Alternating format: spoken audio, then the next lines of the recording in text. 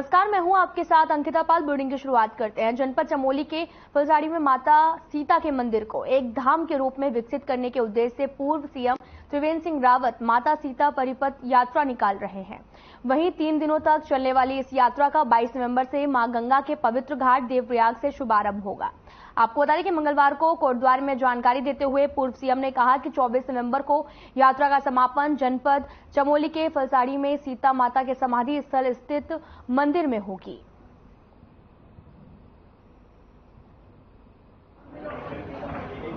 यात्रा के पीछे का जो मकसद है कि हमारे पास एक ऐसा पौराणिक महत्व का स्थान है और उस पर लोगों का ध्यान जाए और भविष्य का एक धार्मिक गंतव्य के रूप में, जैसे हमारे अनेक धाम हैं, ऐसी माता सीता का भी जो ये धाम है वो एक बड़े विकसित रूप में सामने आए। और जिस तरह से भगवान राम का मंदिर, रामलला का मंदिर अयोध्या में बन रहा है, इसी तरह से भविष्य में फुलझाड़ी गांव में भी माता सीता का मंदिर बने। उत्तरकाशी में एक निर्माणाधीन टनल के धंसने के बाद में 41 मजदूर अंदर फंसे हुए हैं, जिन्हें निकालने के लिए कई दिनों से रेस्क्यू ऑपरेशन चलाया जा रहा। वहीं मामले में अब सियासत भी गरमाने लगी है। कांग्रेस के वरिष्ठ नेता एवं पूर्व स्वास्थ्य मंत्री सुरेंद्र सिंह नेगी ने कहा कि शासन और केंद्र सरकार को मामले को गंभीरता से लेते हुए युद्ध स्तर पर काम करना चाहिए और सुरंग के अंदर फंसे लोगों की जान जीवन मरण के बीच में झूल रही है। सरकार को उनकी जान बचाने के लिए अधिक से अधिक प्रयास करना चाहिए। साथ ही वहीं दूसरी ओर बीजेपी नेता राजेंद्र सिंह ने भी कहा कि सुरंग में फंसे लोगों की मंगल कामना को लेकर बद्री विशाल से प्रार्थना कर रहे हैं।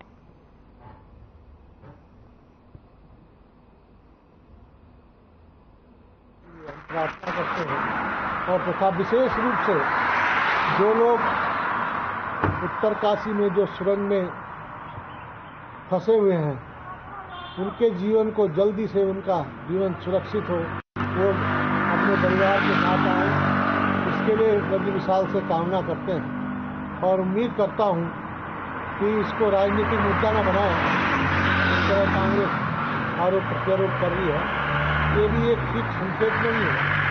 इस समय तो उनकी जान था, कैसे बचे इस पर हमको ध्यान करना पड़ेगा और उसका प्रयास जारी है।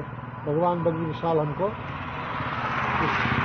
इसमें सफलता जरूर देंगे।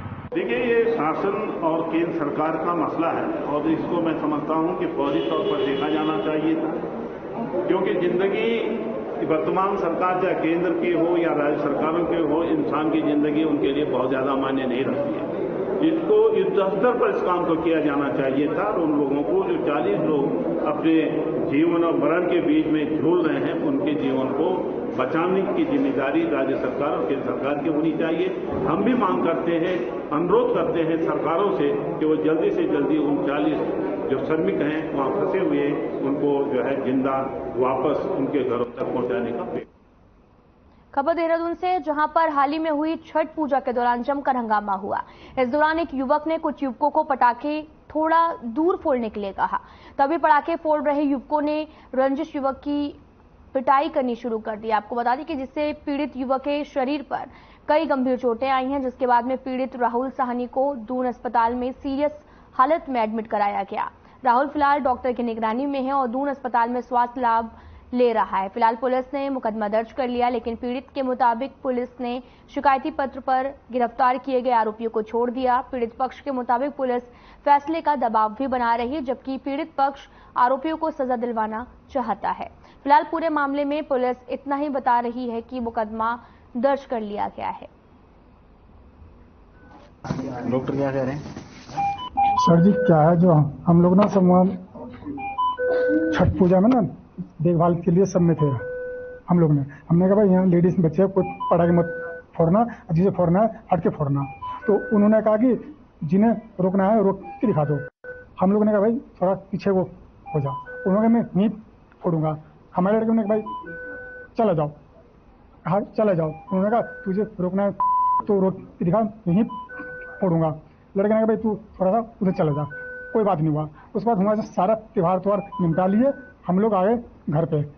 हमारा लड़के ने गोदाम पे गाड़ी खड़ी करके घर जा रहा था, ये अकेला था और वो 6-7 लड़कों ने वहीं घेर के से पंच से, कड़े से, घूसे से, लात मुक्के से सर पे सब बार करा। खाने वालों ने तो कहा था जो हम उठा लेंगे, ये वो अकेले उम्र कैद, वो 18 प्लस नहीं है ना, तो ऐसा थोड़ी होगा। जैसे कोई भी 18 प्लस नहीं होगा तो किसी को वैसे बेरहमी से मारेंगे। 7-8 जनों ने मारा, सिर्फ सिर पे मारा और उन्होंने छोड़ भी दिया था फिर रात को। इसमें राहुल नामक व्यक्ति के द्वारा खोबरा चौकी क्षेत्र में एक तहरीर दी गई। तहरीर में उसके द्वारा कहा गया कि छठ पूजा के अवसर पर जब कुछ लोग लड़के पटाखे जला रहे थे तो उसके द्वारा उनको पटाखा जलाने से रोका गया, तो उन 6 लोगों के द्वारा उसके बाद मारपीट की गई। तो राहुल की इस तहरीर के आधार पर असंगत धाराओं में मुकदमा कायम किया जाता है। पिछले दिनों छठ पूजा के दौरान राहुल नामक युवक पर जो है साजिशन हमला होता है। इस समय हम मौजूद हैं खुड़बुड़ा चौकी के बाहर, और खुड़बुड़ा चौकी में जब हम उस मामले की तह तक पहुंचते हैं तो यहाँ पर जो है चौकी प्रभारी हमको बताते हैं कि यहाँ पर मामला जरूर दर्ज हुआ है, लेकिन इसके लिए हमें कोतवाली जाना होगा। कोतवाली क्यों जाना होगा, यह बड़ा सवाल है। हालांकि इसमें कुछ ना कुछ दाल में काला जरूर नजर आता है। जो राहुल है वो इस समय दून अस्पताल में एडमिट है। उसके जो परिजन है वो वहां पर उसके साथ है, काफी सीरियस हालत में है, और उसके परिजनों का आरोप भी है कि पुलिस की मिलीभगत इस केस में जरूर है। वो उनकी पुलिस की कार्यशैली पर जो है सवाल खड़े कर रहे हैं उसके परिजन। और इस समय हम मौजूद हैं खुड़बुड़ा चौकी में, क्योंकि कुछ देर पहले हमने जब खुड़बुड़ा चौकी इंचार्ज से बात की तो उन्होंने बताया कि हम मीडिया को बाइट नहीं दे सकते। उन्होंने साफ तौर पर मना कर दिया और उन्होंने कहा कि इसके लिए कोतवाली जाना होगा। आखिर कोतवाली क्यों जाना होगा, यह बड़ा सवाल है। इससे कहीं ना कहीं जो है पुलिस की कार्यप्रणाली पर भी सवाल खड़े होते हैं, और ऐसे में देखना होगा कि इस केस में आखिर चल क्या रहा है। कैमरा पर्सन गौरव पंत के साथ अभिनव नायक, हर खबर। खबर हल्द्वानी से है, जहां पर बीते 17 नवंबर को ओखलकांडा में भीषण सड़क हादसा हुआ।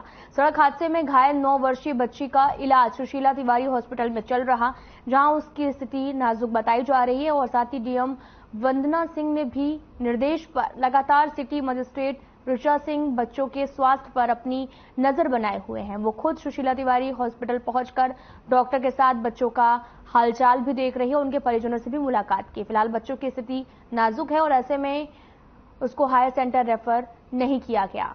और साथ ही आपको बता दें कि 17 नवंबर को ओखलखंड सड़क हादसे में गंभीर रूप से घायल बच्चे को सुशीला तिवारी हॉस्पिटल में भर्ती कराया गया था। सिर पर अंदरूनी चोट की वजह से बच्चों को अभी तक होश नहीं आया। पूजा तिवारी हॉस्पिटल के प्रिंसिपल से लेकर डॉक्टरों की पूरी टीम बच्चे की निगरानी में लगी हुई है। ये भी जो ओखलकांडा के पास जो खड्डाग्रस्त घटना हुई थी, उसमें जो बच्चा घायल हुआ था उसके सिर में काफ़ी चोट लगी हुई है। उसी दिन से डॉक्टरों की टीम पूरी तरीके से लगी हुई है बच्चे को बचाने के लिए। बच्चा स्टेबल स्थिति में है। आज सुबह उसकी थोड़ी उसको दिक्कत आई थी, लेकिन अभी फिर वो स्टेबल है और पूरी कोशिश की जा रही है कि किसी भी तरीके से इस बच्चे को जो है बचाना। मैम, डॉक्टर्स का क्या कहना है, क्या बात हुई डॉक्टरों से? डॉक्टर का ये कहना है, हम लोग ने जिलाधिकारी महोदय ने निर्देश दिया था कि एक बार ये भी बात कर लो, अगर कहीं रिफर करने की आवश्यकता है इसको बाहर ले जाने की, तो उस संबंध में भी अभी मैंने वार्ता डॉक्टरों से करी है। तो उनका कहना है कि मैम इसको ले जाने में रिस्क है, हम उसको रिफर नहीं कर सकते हैं। यही पूरी टीम प्रयास कर रही है और उम्मीद करते हैं कि बच्चा जो है उसकी स्थिति में जल्दी सुधार। डॉक्टरों ने चांसेस क्या बताया? डॉक्टरों ने जो चांसेस अभी ये बताए हैं कि जो बच्चा जिस दिन से आया है स्टेबल है, मतलब उससे ज़्यादा खराब स्थिति में नहीं गया है। आज सुबह थोड़ी दिक्कत हुई थी, लेकिन अभी फिर स्टेबल है और पूरी कोशिश कर रहे हैं कि इसको बचाया जाए। ठीक। मामला कोतवाली टनकपुर क्षेत्र का है, जहां पर एक 18 साल युवक ने पंचमुखी धर्मशाला में स्थित गौशाला में घुसकर निराश्रित गोवंश को बुरी तरह से पीटा और एक घोड़े को भी चोटिल कर दिया। घायल पशुओं की हालत नाजुक बनी हुई है। इसकी सूचना पर जब गौ सेवकों को लगी तो इस क्रूर मामले पर गौ सेवक कोतवाली टनकपुर पहुंचे, जहां पर उनके द्वारा युवक पर पशु क्रूरता 1960 अधिनियम और राज गौवंश अधिनियम के तहत मामला दर्ज कर युवक को गिरफ्तार कर लिया गया और आगामी कार्यवाही शुरू कर दी गई।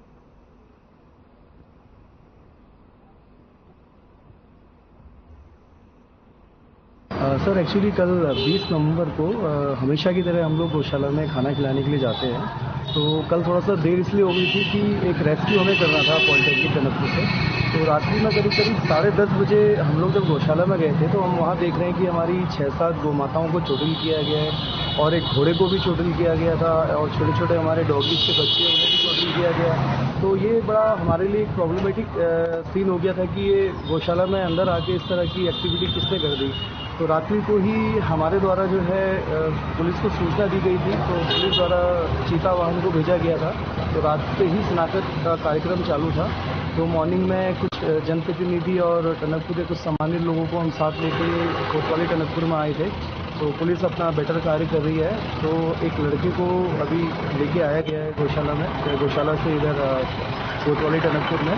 बाकी कार्रवाई वगैरह चल रही है। आगामी लोकसभा चुनाव को देखते हुए तमाम विभागों ने कमर कस ली और इसी क्रम में तहसील विकासनगर में वोटर लिस्ट अपडेट से संबंधित जानकारी देने के लिए एसडीएम विनोद कुमार ने पत्रवार्ता की। और आपको बता दें कि जिसमें उन्होंने बताया कि आगामी लोकसभा चुनाव को लेकर तहसील प्रशासन द्वारा तैयारी की जा रही है, जिसके चलते वोटर लिस्ट अपडेट का कार्य गतिमान है और इसमें नए वोटर्स को जोड़ने के साथ में मृत लोगों के नाम हटाए जा रहे हैं, जिसके लिए घर घर जाकर सत्यापन अभियान भी चलाया जा रहा। साथ ही नए वोटर्स जोड़ने और वोटर कार्ड अपडेट की प्रक्रिया को ऑनलाइन भी किया गया है और जिसके जरिए लोग सुविधा पा सकेंगे। और बताया गया कि वोटर लिस्ट अपडेट का कार्य जल्द ही पूरा कर लिया जाएगा। 27 अक्टूबर से 9 दिसंबर तक पुनरीक्षण कार्यक्रम अभी जारी है, जिसके तहत नए वोटरों को शामिल करने के साथ साथ जिन लोगों की यहाँ से शिफ्टिंग हो चुकी है और जिनके नाम में कोई संशोधन होना है किसी भी तरीके का, उसका कार्यक्रम अभी चल रहा है। इस बीच में जो निर्वाचन आयोग के निर्देश मिले हैं, जो 18 और 19 का जो ग्रुप है, एज ग्रुप है, उसको मैक्सिमम जो एलिजिबल वोटर हैं उनको जोड़ा जाना है और उसके साथ साथ जो जेंडर गैप है उसको भी कम किया जाना है। उसी के लिए ये पुनरीक्षण कार्यक्रम चला है। आगामी लोकसभा चुनाव की तैयारियों को लेकर कांग्रेस पार्टी ने कमर कस ली। आपको बता दें कि पूरे दमखल के साथ में कांग्रेस पार्टी अपने स्तर से तैयारियों में भी लगी हुई है। अगर बात करें कांग्रेस के प्रदेश अध्यक्ष करण महारा की, तो आज से 2 दिन के लिए टिहरी और उत्तरकाशी के दौरे पर रहने वाले हैं। साथ ही करण महारा की माने तो संगठन स्तर पर टिहरी एवं उत्तरकाशी में बैठकों का सिलसिला लगातार शुरू हो चुका है और कांग्रेस के प्रदेश अध्यक्ष ने बताया कि जनता बीजेपी के कारनामों से त्रस्त है और प्रदेश में अंकिता भंडारी हत्याकांड, यूकेएसएससी के भर्ती घोटाला और साथ ही महंगाई की मार जैसे अनेकों मुद्दों जिससे कि जनता उब चुकी है। करण महारा ने बताया कि इसलिए अब जनता कांग्रेस से जुड़ना चाहती है और आगामी लोकसभा चुनाव को लेकर कांग्रेस पार्टी पूरी तरह से आश्वस्त भी है और उत्तराखंड में 5 लोकसभा सीटों पर कांग्रेस की ही जीत होगी।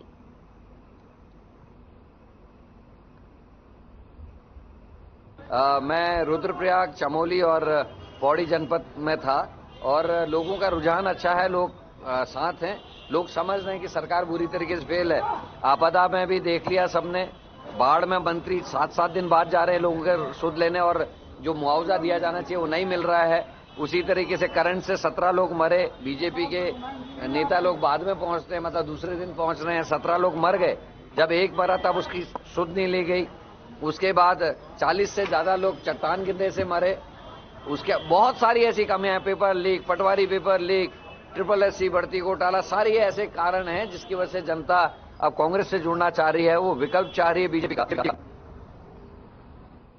आगामी चुनाव को देखते हुए प्रदेश में अब विशेष सचिव पुनरीक्षण अभियान 2024 चलाया जा रहा है। आपको बता दें कि देहरादून जिले के सभी मतदाताओं के लिए विशेष संचिव मतदाता पुनरीक्षण अभियान के तहत में सभी मतदान स्थलों पर कैंप लगाए जा रहे हैं और इसके लिए जिलाधिकारी ने संचल वाहन दस्ते को हरी झंडी दिखाकर रवाना किया। कैंप के जरिए मतदाता सूची में पात्र और छूटे मतदाताओं को जोड़ा जा रहा है और अभियान के दौरान मतदाताओं के वोटर कार्ड भी बनाए जा रहे हैं। इसके साथ साथ वोटर कार्ड में गलतियों को भी दुरुस्त किया जा रहा है।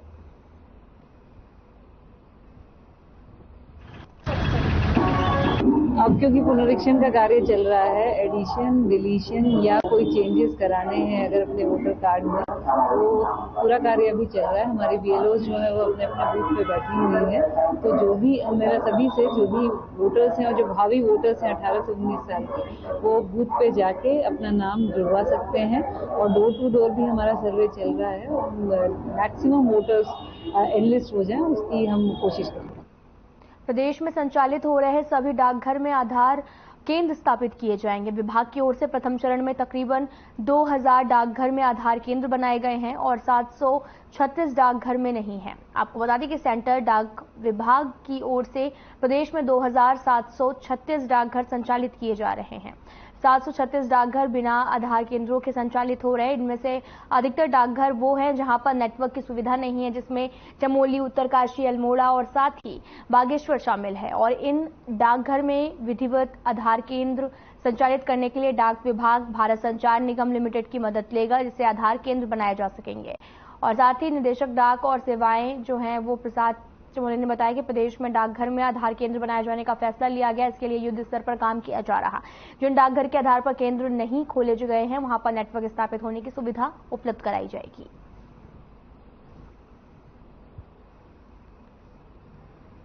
उत्तराखंड में 395 उप डाकघर हैं, प्रधान डाकघर और उप डाकघर हैं, और 2341 ब्रांच ऑफिस हैं जो गांव में हैं।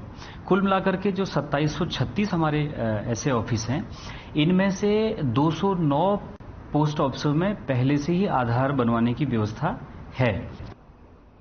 राजधानी देहरादून से 16 से 17 किलोमीटर दूर शीशमबाड़ा में कूड़े के ढेर से पहाड़ बनता जा रहा है, जिसके आसपास का वातावरण भी काफी खराब हो रहा। कई बार सेलाकुई और शीशमबाड़ा रिहायशी कॉलोनियों के लोग जिला प्रशासन, नगर निगम से गुहार लगा चुके हैं। और अगर बात की जाए वहां पर स्थानीय निवासियों की, तो वहां पर शीशमबाड़ा कूड़ा प्लांट की बदबू से काफी परेशान है। आलम यह है कि शीशमबाड़ा प्लांट की बदबू कई किलोमीटर दूर तक फैली हुई है। नगर आयुक्त मनोज गोयल ने बताया कि पुरानी कंपनी वहां पर कार्य कर रही थी, उसके द्वारा लापरवाही की गई, जिसमें आसपास गंदगी और बदबू आने लगी है।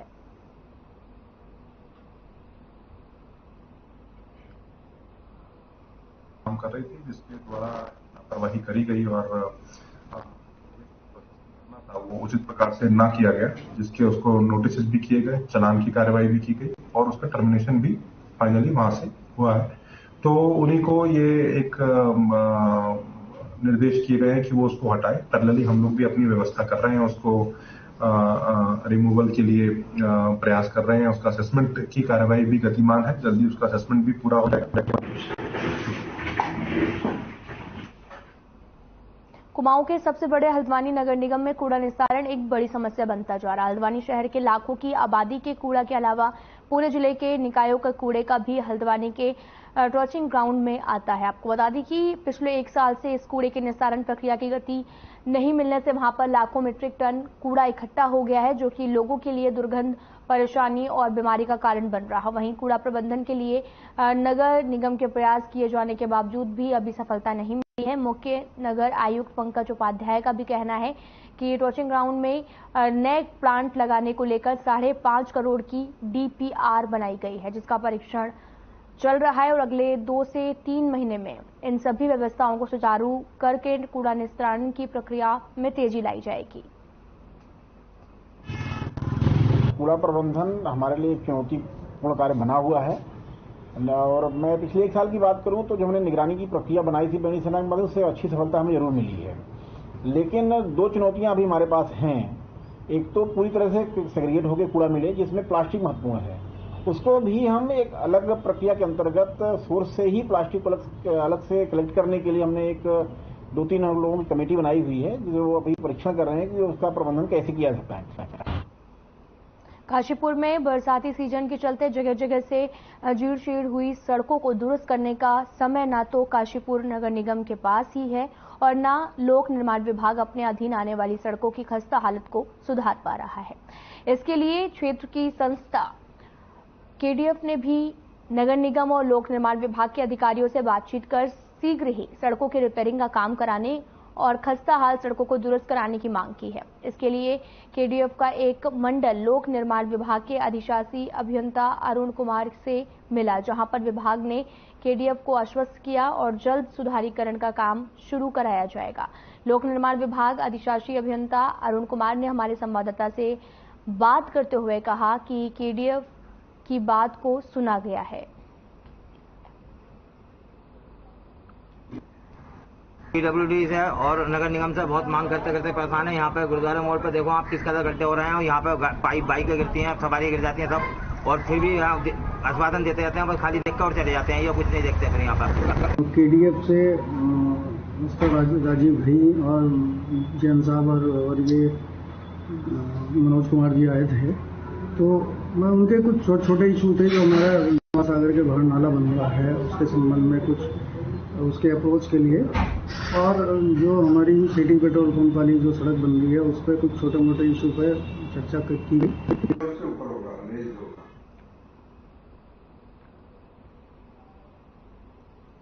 रिलायंस ज्वेलरी लूट कांड में पुलिस ने एक और आरोपी को गिरफ्तार करने में सफलता हासिल की। मुख्य आरोपी प्रिंस के रिश्तेदार सुडू कुमार को भी सहसपुर पुलिस ने गिरफ्तार किया। आपको बता दें कि आरोपी के इस लूट कांड में शामिल होने के पुख्ता सबूत मिले हैं और आरोपी से एक तमंचा और कारतूस भी बरामद किया गया। पुलिस गिरफ्त में आए आरोपी से सहसपुर पुलिस अभी पूछताछ कर रही है।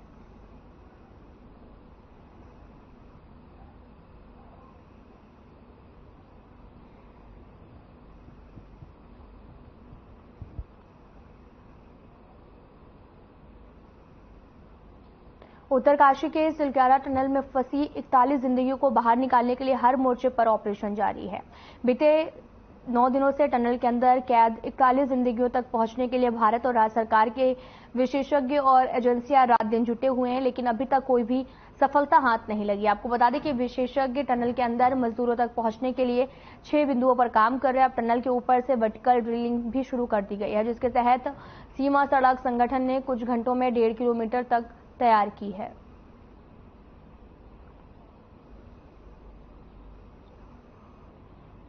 सरकार की तरफ मत करिए। सरकार ने पहले 35 बताए, फिर 40 बताए और कल 41 की सूची जारी हुई है। सरकार का होमवर्क जीरो है। पहले एक मशीन भेजी गई, तीसरे दिन उसने 1.25 मीटर खोदा, वो खराब हो गई। उसके बाद दूसरी मशीन हरकुलिस से लाई गई, उसने 24 मीटर खोला, उसके बाद आ गया, खराब हो गया। लेकिन हकीकत ये थी कि पता चला कि उस रास्ते में जहां से ड्रिलिंग कर रहे हैं उसमें अंदर एक जेसीबी और गाड़ी भी फंसी हुई है, तो वो वैसे भी कामयाब नहीं होना चाहिए था। लेकिन दुख इस बात का है कि सरकार ने ना तो एस्केप टनल की व्यवस्था करी है, न वहां ह्यूम पाइप लगे थे जो लगे होने चाहिए थे, जिससे लोग बाहर निकल सकते थे, उन तक रसद पहुंचाई जा सकती थी, न कोई टेक्निकल असिस्टेंस थी। पिछले 7 महीने से जब से ये जोशीमठ की घटना घटी है, सारे पत्रकार साथी और मैं लगातार कंट्रोल ब्लास्टिंग और अनकंट्रोल ब्लास्टिंग में हम लोग डिबेट्स कर रहे थे। नहीं, कोई भी व्यक्ति यदि पूजा अर्चना कर रहा है या कोई भी, मैंने खुद गंगा आरती की है और उत्तरकाशी में भी मैं देख रहा था बहुत से हमारे वहाँ के लोग भगवान की पूजा कर रहे हैं। उस स्थान पे मंदिर की भी स्थापना हुई है जहाँ पे ये माना जा रहा था कि वो एक भगवान का स्थान है, यानी कि ये तो देवभूमि है। इस देवभूमि में कोई भी व्यक्ति, और मैं तो पूरे समाज से कहना चाह रहा हूँ, चाहे वो मेरे प्रदेश के हों या प्रदेश के बाहर भी हों, हम लोग भगवान को मानने वाले लोग हैं, आस्थावान लोग हैं और भगवान से ही हम प्रार्थना हमेशा करते हैं। जब भी कोई ऐसी स्थिति आती है तो कोई भी यदि पूजा अर्चना कर रहा है तो मैं उसका स्वागत कर रहा हूँ। शेष के लिए भी अनुरोध कर रहा हूँ कि जो भी आपसे बन पड़े वो आप करना चाहिए, क्योंकि ये 41 मजदूर या श्रमिक जो वहाँ फंसे, किस तरह से वो बाहर आए, ये हमारी सबकी भावना होनी चाहिए। उत्तरकाशी के सिलक्यारा में 41 मजदूरों के टनल में फंसे मजदूरों को बचाने का ऑपरेशन लगातार जारी है। भारत सरकार और राज्य सरकार के विशेषज्ञ और एजेंसियां रात दिन भी जुटी हुई हैं। विशेषज्ञ टनल के अंदर मजदूरों तक पहुंचने के 6 बिंदुओं पर काम किया जा रहा है। अब टनल ऊपर से वर्टिकल ड्रिलिंग भी शुरू की गई, जिसकी सीमा सड़क संगठन ने कुछ घंटों में 1.5 किलोमीटर तक तैयार किया है। साथ ही आपको बता दें कि विशेषज्ञों की माने तो सब कुछ ठीक ठाक रहा तो अभी भी 41 जिंदगियों तक पहुंचने में 30 घंटे का समय लग सकता है। वहीं दूसरी तरफ कांग्रेस ने 41 जिंदगियों की सलामती के लिए दर्शन लाल चौक स्थित पंचायती मंदिर में महामृत्युंजय यज्ञ आयोजन किया और कांग्रेस प्रदेश अध्यक्ष करण महारा ने भी कहा कि हमारे जितने भी मजदूर भाई टनल के अंदर 1 सप्ताह से ज्यादा का वक्त से फंसे हुए हैं वे जल्द बाहर आएं और हम भगवान से यही कामना करते हैं। हरा नहीं है, हम लोग अपनी ओर से लगातार कर रहे हैं और निश्चित ही ये देश आस्थाओं का देश है और हम लोगों ने सोचा है कि ईश्वर से भी प्रार्थना करें कि सरकार को सद्बुद्धि आए और निर्णय सही ले और जल्दी से जल्दी जो हमारे भाई वहां फंसे हुए हैं उनकी जान बचाई जा सके। सरकार ने शुरुआत में एक मशीन लाए, 2 दिन बाद वो 1.25 मीटर खोदने के बाद वो मशीन खराब हो गई। उसके बाद दूसरी मशीन हरकुलिस विमान से लाई गई, काफी प्रचार प्रसार हुआ। उसके बाद वो मशीन भी जो है 24 मीटर खोदने के बाद बंद हो गई। लेकिन सरकार को 5 दिन जाने के बाद ये याद आए कि उसमें बीच में एक जेसीबी भी फंसी हुई है, एक गाड़ी भी फंसी हुई है, तो आप ऊपर से छेद करने का। अरे 5 दिन तक क्या तुमको पता नहीं था? पहले आपने 35 आदमी कहा, फिर 40 कहा, कल 41 की सूची जारी हुई है। तो सरकार पूरी तरह से कंफ्यूज है और कुछ भी नहीं हो रहा, कोऑर्डिनेशन आपस में सही से नहीं बना है। फिलहाल इस बुलेटिन में इतना ही। नमस्कार।